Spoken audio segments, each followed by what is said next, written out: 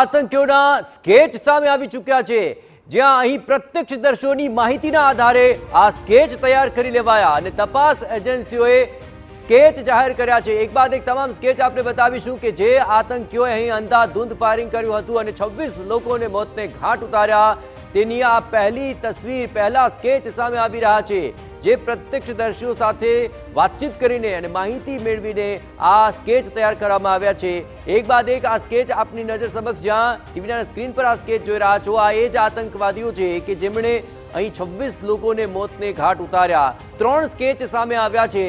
પહેલગામ હુમલાના આતંકીઓના આ 3 સ્કેચ અહીં જાહેર કરવામાં આવ્યા છે। પ્રત્યક્ષદર્શીઓએ જે માહિતી આપી અને આખી ઘટનાને જેમણે નિહાળી છે, તેમની વાતચીતને આધારે, તેમની સાથેની માહિતીના આદાન પ્રદાનને આધારે આ સ્કેચ તૈયાર કરવામાં આવ્યા છે અને આ પ્રકારના શકમંદ કશે પણ દેખાય તો તેને પકડી શકાય, તેના માટે આ સ્કેચ અત્યંત મહત્વપૂર્ણ છે।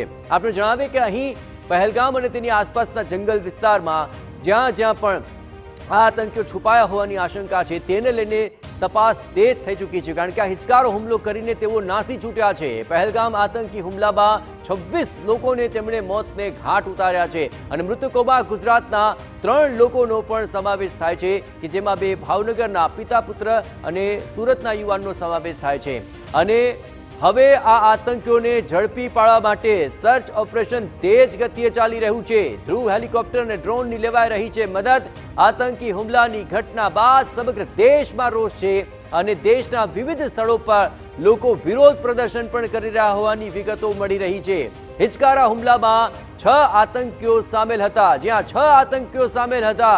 પાકિસ્તાની આતંકીએ કર્યું હુમલાનું નેતૃત્વ, સૂત્રોના હવાલેથી આ મોટી ખબર મળી રહી છે અને આ હુમલામાં નાપાકનું કનેક્શન હોવાનું સ્પષ્ટપણે અત્યારે કેટલાક દાવાઓ સામે આવી રહ્યા છે। આપણે જણાવીએ કે મૃતકોમાં જે 3 ગુજરાતીઓનો સમાવેશ થાય છે, તેમાં ભાવનગરના પિતા પુત્ર અને સુરતના યુવાનનો થાય છે સમાવેશ।